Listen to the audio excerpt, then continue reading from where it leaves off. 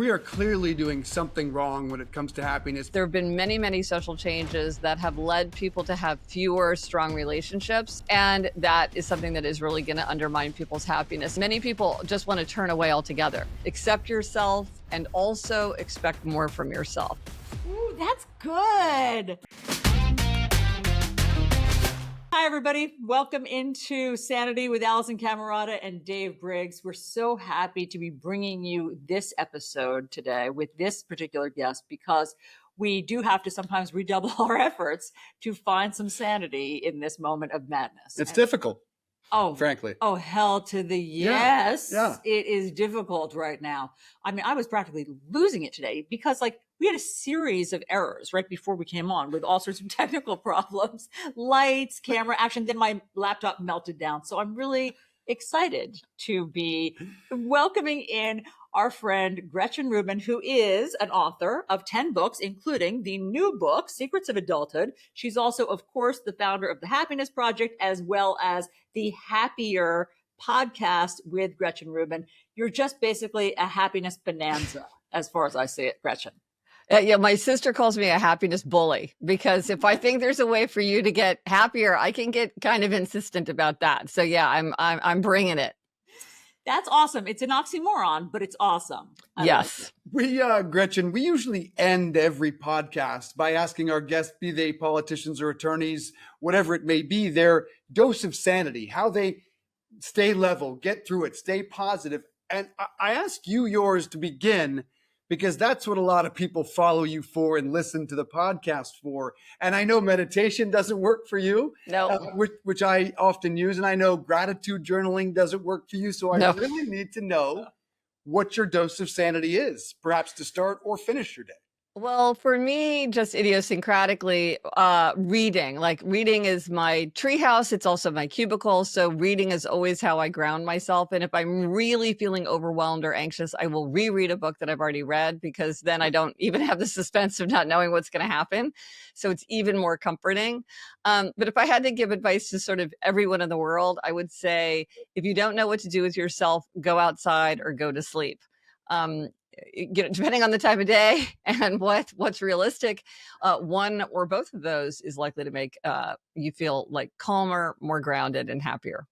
I really like that, Gretchen. And I read that today in preparing for this, in reading your new book, The Secrets of Adulthood. That's one of the aphorisms. And I thought, oh my gosh, that is so great. Because there are some moments where basically my engine's been revving, my brain's been spiraling, and I sit at my kitchen table and I go, okay, what now? What now? What yes. now? And I have to think. And then the idea that I could just go outside and, get recentered is such great guidance. I mean, I'm going to use that. Yeah. But what do you have against gratitude journaling? Just out of curiosity. I completely admit that gratitude is an incredibly important element of a happy life. And there's all kinds of research. And of course, ancient philosophy and experience teaches us that being grateful is very important. It drives out resentment. It makes us realize everything that we have that we were taking for granted. So it's not that I oppose gratitude. I just found that the practice of keeping a gratitude journal started to really get on my nerves, which was obviously not what a gratitude journal is for. And then I read subsequent research that suggests that maybe it's more effective if you don't do it every single day. I'm kind of an all or nothing person. I tend to do things like always or never.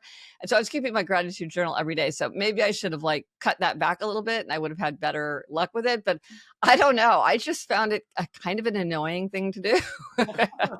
I find that interesting because I'm on my fourth round of trying to get it to stick. Okay. And Gretchen, quite frankly, I do have a lot of struggle being grateful for things in life. I acknowledge that. And probably the journal's not doing it, the fact that I'm on my fourth try trying to get it to stick. So how should we look around our world and be grateful? Because I know a lot of Americans, including myself, struggle with that every day. Well, keeping a gratitude journal is just like a practice to try to get you to remember to reflect on it every day. So you could try something else. I mean, probably the most popular form of gratitude practice is gratitude before a meal. So you could try thinking about it before a meal, before every meal, before one meal. I have I live in an apartment building where you have to go out 2 doors or come in 2 doors if you're coming or going. And so what I do is I always, as I'm going out, I think, oh, how happy I am to be in New York City, to be going out into New York City, which is my favorite city in the world. I'm so lucky to be here. And then every time I come home, I'm like, oh, I'm so happy. I'm so lucky I get to come home. I love being home. And so I use that little transition as a moment of gratitude for me. And so maybe there's something in your life that it feels every time you get in your car, or every time you go to the grocery store, every time you pay bills, like if you're like me and you still do pay some bills by hand and not just like clicking away, being like, I'm so grateful that I can pay my bills. I mean, money is something that often we only think about in the negative. Like, we're very unhappy if we don't have it, but once we have enough, we take it for granted. And so thinking like, oh, how happy I am, how fortunate I am that I can like put a roof over my head and food on my table and pay my bills. So you might want to just find a moment that is more resonates more with you, because maybe the journal just isn't. Are you kind of a journal-y kind of person generally, or no? No. No. Okay. So, but I have so many people that turn me on to the 5-minute journal, which has been a tremendous success. But one of my secrets of adulthood is no tool fits every hand. And just because a tool doesn't work for you, people are often like, well, what's wrong with me? Or maybe I need to double down, instead of saying, this is a tool that doesn't work for me. What's a different way that I could achieve the same aim? I mean, another thing, like if you want to get more kind of whimsical about it, I know somebody who writes down on like slips of paper every time it occurs to them something that they're grateful for. And then when they can't think of something to be grateful for, they go and they take out a slip of paper and think about it. So, you could kind of gamify it for yourself. There's a lot of, you can be creative to really suit this to yourself. I like that. I like that suggestion a lot. I do the 5-minute journal. You do gratitude journal. I'm a big gratitude journaler because there you go. It really worked for me. I love it. I love starting my day with gratitude. I find that it reframes things. I didn't do it today, and then my day fell apart. Yeah, there you go. Yes. But I find you one of my gratitude gurus. I find you've been through more in the last couple of years than most of us, including myself, have been through my lifetime. And yet you're usually always the one who's centering and more perspective than myself. I do credit gratitude with that. I do, because I mean, that's the only way, when people ask me how I've gotten through grief or how I continue, I mean, I'm still in the throes of grief, how I'm getting through grief. Gratitude is one of my answers. That's the only thing, because if you just start with gratitude, even though I've had a very hard 2 years, there's still things to be grateful for. I'm still grateful for, everything we've talked about, that I can pay my bills. I'm grateful for my own health. I'm grateful for my beautiful kids. Like, it's great to start your day with that. I applaud your perspective, and I'm quite frankly daily envious of it. Well, you could, but I like what Gretchen's saying. You need to just stick some gratitude little wrappers in your pocket and like just pull them out, and it'll be a surprise for you. You're wait, Dave, did you say you meditate? I do. And as Allison referenced with her day, I did not today, and I feel it. It does work for me. And to the point that I feel it when I don't meditate. I feel like a balloon that's about to pop with just one added bit of pressure. That's the way I am most days. And if I don't meditate, pop. Because a lot of people, I think, use loving kindness meditation as sort of a gratitude adjacent practice. So since you are kind of naturally inclined to meditation, maybe you could incorporate it in that, just the way Allison is kind of inclined to keeping journals. So that works for her. Part of, like, in all my study of happiness, is that we have to do things in the way that's right for us. Don't you try to do something first thing in the morning if you're a night person. Don't try to work in perfect silence if you're the kind of person that needs to work in a busy coffee shop. And so, think about what kinds of things tend to work for you, and work from there, instead of thinking, oh, well, this works so well for Allison. She's so admirable. I want to be just like her. Let me do what works for her. And if it doesn't work for me, there's something wrong with me. No, it's just that works for her. It doesn't work for you. You should also be more like me. Gretchen, about grief. Are there any I mean, this book, you talk about the power of aphorisms and how much you've always relied on them in your life and how much you like them. And in fact, you started collecting them when Yep. you were young, and they're little pearls of wisdom, basically. Yep. They're pearls of wisdom that can be attributed to someone. They generally have an author, and Yes.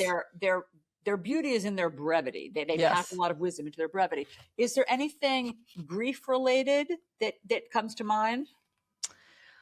Well, one of them, and I don't know if everybody would find this comforting, but I find it immensely comforting, is that one day now will be a long time ago. I find that thinking about that puts me in a kind of a historical perspective and makes me realize, like, things that feel very intense when they're happening will also move into the past. It's kind of a poignant thought, but it's also a comforting thought. Particularly, I mean, I find that helpful for grief, but I also find that helpful for the chaotic world that we're Yes. living in right now. Like, Yes. this too shall pass, and Yes. knowing that there Yes. have been things in our recent history Yes. that have felt very destabilizing. Is that, Yes. I mean, do you rely on that right now to get through this rather turbulent political and cultural time? Yes. No, I think about that a lot, that, many things have gone wrong. An aphorism that well, actually, maybe it's not an aphorism. I think it's a proverb. It's a Latin proverb. It holds, by how little wisdom the world is governed. And this works both ways, because you're like, oh my gosh, there's so little wisdom governing the world. But then it's also like, well, the world is going with so little wisdom. So it's sort of it's an ambiguous saying, but one that I also find myself contemplating. Gretchen, we are clearly doing something wrong when it comes to happiness, because it has consistently been plummeting over recent decades, in particular among children, but frankly, among all ages. I can't help but wonder if some of it is what Allison said, the divisiveness politically that has overtaken the country. The other thing that obviously comes to mind is social media. Can you place a blame on some of the aspects, cultural issues that are making us so unhappy in this country in particular? Well, I think if you had to pick one element for a happy life, it's relationships. Ancient philosophers and contemporary scientists agree that to be happy, we have to have strong, intimate bonds. It matters how many relationships we have. It matters how much support we get from those relationships, and we need to be able to get support, but then also give support. And it also matters how dense our relationships are, because like the more density in your relationships, the more you have a feeling of belonging and cohesion. And so one of the things that I think is very compelling is that just there have been many, many social changes that have led people to have fewer strong relationships. And that is something that is really going to undermine people's happiness. And one thing also that I've been thinking about, and kind of with work from home too, is, are there places where a person can show up and belong and have a place where they kind of don't have to, like, they just get to be there automatically. They don't have to they don't have to win friends and influence people. They just show up and they're there. And I think we all need that. We all need something where, well, I just show up. I'm a parent of a kid who's on the soccer team. I have a place because of that, or I have a place because I'm on this marketing team and I walk in the door and everybody knows who I am because this is where the marketing team works. And it seems like there are fewer opportunities for people to have that. And some people have lots of friends and maintain wide friendships, and some people find that much more difficult. And so I worry about the people or people, when people move. One of the most common things I hear as somebody who studies happiness is the difficulty of making friends as an adult. And then it's hard to make them, and then it's hard to keep them because everybody's running around and they're so busy, kind of in the rush hour of life. It's very hard to put in the time, energy, and money even that you have to do to maintain friendships.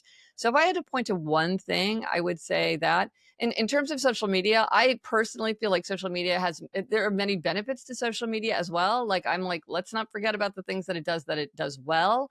But one thing that it really does do is it invites social comparison. And social comparison is very bad for happiness, and especially for young people who are in a highly socially comparative time of life. And so I think that might be, like, what are we pinpointing of things that are going on? Those are some of the things that I think a lot about from my own standpoint. And what about traditional media? Can you be happy if you are watching cable news 24/7, which millions of Americans still do?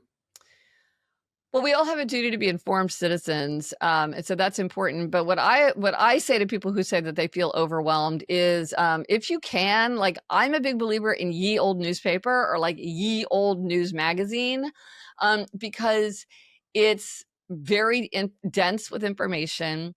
It doesn't have things to arouse your emotions like music and like fast cuts and arresting images. So you're getting your information in like a cool, information rich way. And then you come to the end of it. Whereas with something like cable news, as you say, you can watch it 24/7.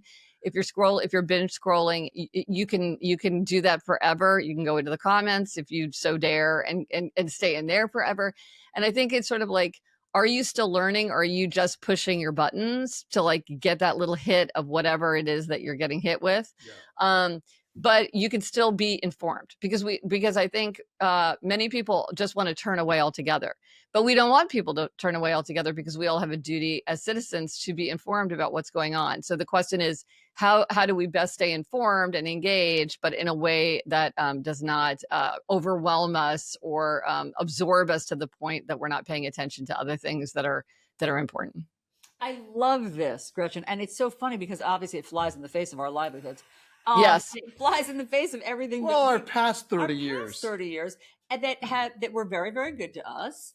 And I mean, cable news, I think it certainly has its purpose when there is breaking news. Yes. When there's 9/11, yes, we were glued to CNN. Thank God that CNN was our lifeline and we could see what was happening and all that stuff.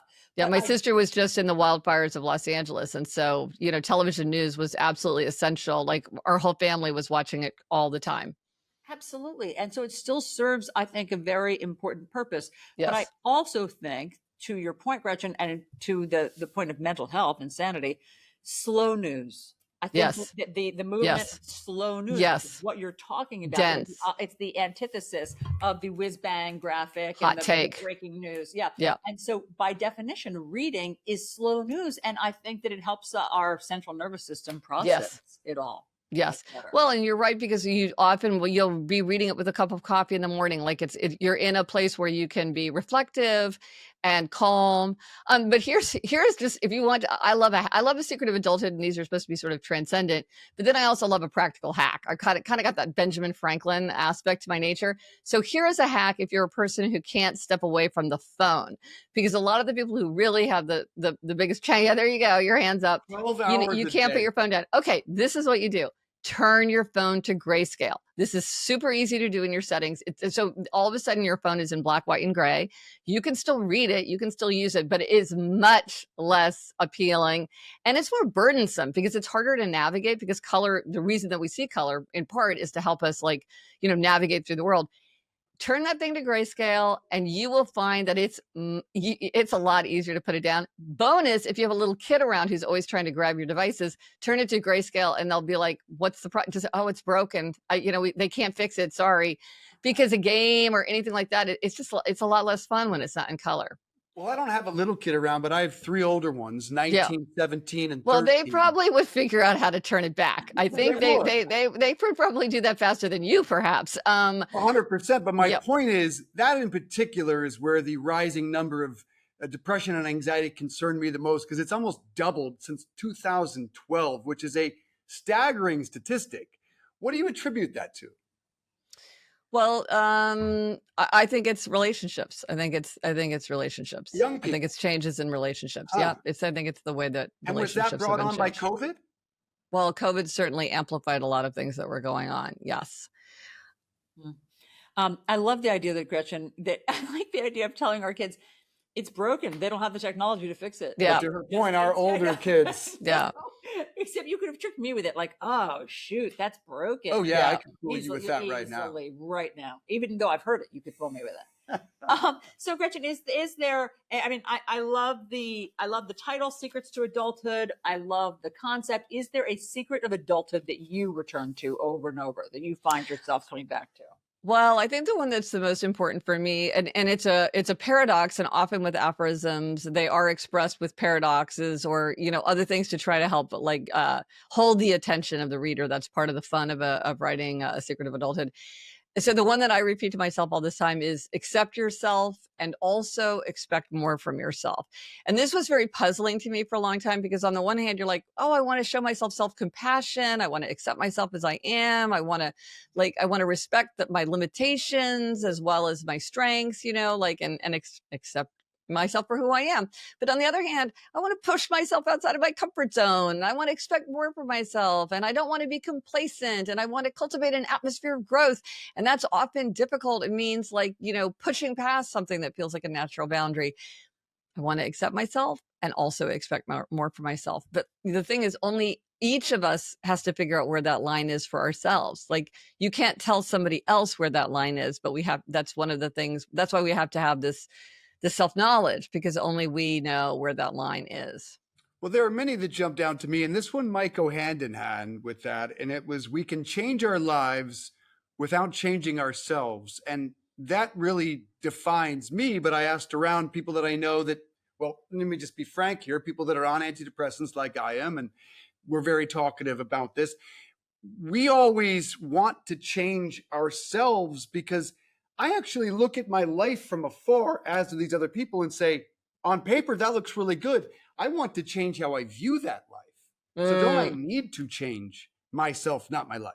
Well, I'll tell you what, like the moment that prompted this reflection for me. So but what's interesting about these is people will interpret them in all different ways. And that's super fascinating to me. So you're putting a different gloss on it than I did, but this is how it came to me. I was giving a big presentation, and the person interviewing me said, and this was when I was writing Better Than Before, my book about habit change, which is all how do we make or break our habits? Because obviously, if you're trying to make your life happier, often you're trying to do it by changing a habit. And so this woman said to me, the interviewer said, look, I want to be the kind of person who just wants to get up and go for a 5-mile run and loves to train for marathons.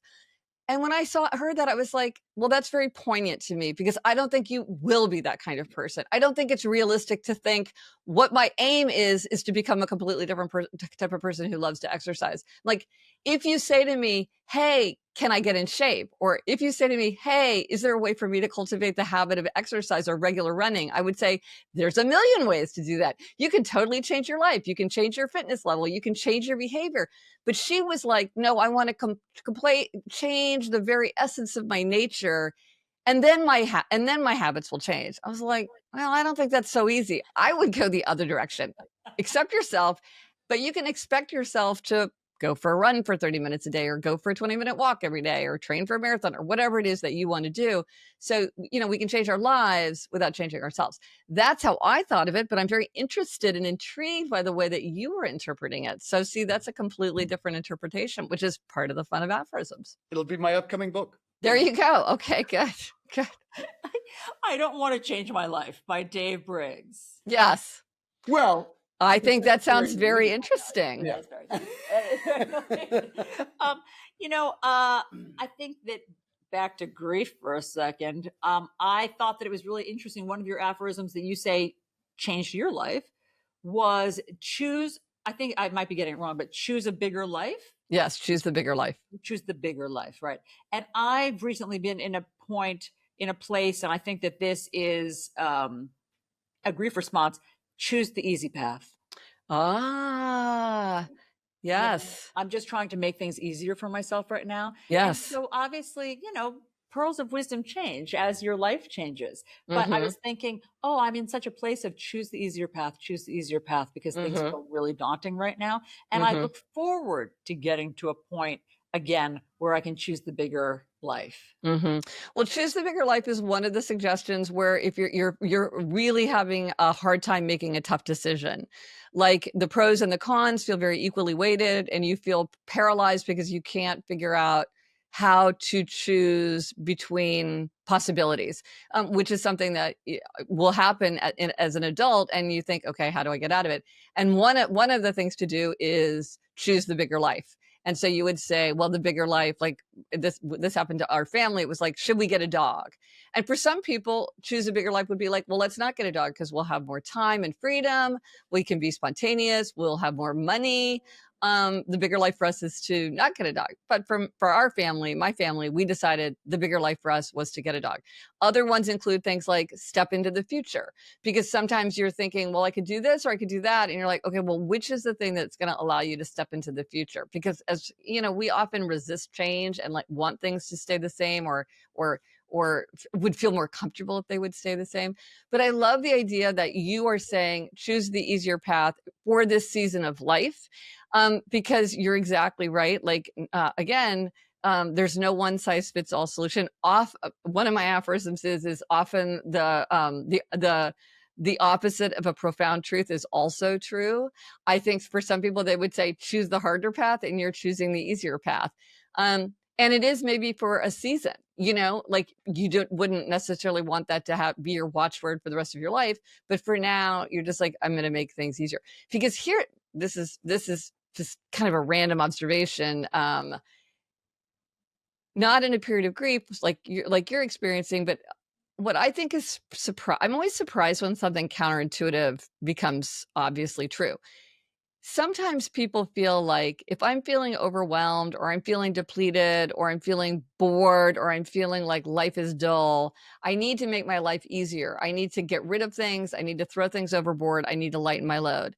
But often it's actually adding something, like raising how many things that you have to do that actually can be energizing and comforting. And I think this is very surprising to people. Like they're like, I don't have time to learn Italian. I don't have time to get back into practicing guitar. I can't volunteer. I'm extended as it is. But then somehow you add it in and there's time for it. I'm not saying that for you in this period. I mean, it sounds like you know very well what is working for you, but just generally, I'm surprised by how often making things harder is actually like gives us more energy, which is very counterintuitive. I like this. I like that more than you, because I've been trying to convince Allison to take on quite a bit more work with me. And so you just made my case. Okay. Take it for what it's worth. Yes. It's so true. I mean, today when everything was melting down and my laptop was melting down and I needed that like a hole in the head. I was thinking, okay, that's it. I can't do this anymore. I'm not going to do this anymore. I can't do this startup that we're doing, this podcast. I'm just going to stop. And then that would not be very satisfying. Yes. I mean, I was able to choose the bigger life in terms of like, that's not really the answer. And in conjunction with that, don't choose the bathrobe. Oh yeah. I like that. I like specificity. Don't choose the bathrobe. Get out of your bathrobe. Get out of the bathrobe. Get out of your bathrobe. Yes. Yeah. You know what? You're welcome, Gretchen. You can add that to the. There you go. I love it. Well, we added today a few pearls of wisdom. Well, in the back of the book, there's a place to write your own. So here, you've already started. You don't do your 5-minute gratitude journal, but you're already filling out your Secrets of Adulthood journal. I'm glad you answered that, because I was curious when I read the book why there were pages. Oh my God, you didn't know why there were pages at the end. It says if you just turn the page, it's on the book itself. No, it's get out and of not your bathrobe. Writing down. It's get out of your bathrobe. Because I bookmark, I corner all. Oh, that's good. That's good. Well, because what I found is as people read them, a lot of times people are like, oh, I don't have any. But then as they read them, they're like, oh, I actually do have them. I do have, there's this thing that I always say, or you say this, but I completely disagree. I say that, or my grandfather always told me, or I had a great boss who told me blah. I think as you read them, they kind of spark in your own mind, and it's very gratifying to write them down. It feels very creative, and especially if it's a keepsake for someone else. A lot of times people are giving this as a gift. So you can imagine if you like filled it with your own Secrets of Adulthood and gave it to a child, or it would feel very meaningful. Ooh, that's good. I love it. That's a good one. It's a great book. It is Secrets of Adulthood. Please check out the Happier Podcast. More than 280 million downloads. We would love to pick your brain about how to grow a podcast. Oh, good. I love to talk shop. Gretchen, yeah. Thanks so much for coming on. This has been really restorative. Oh, thank you. It was so fun to talk to both of you.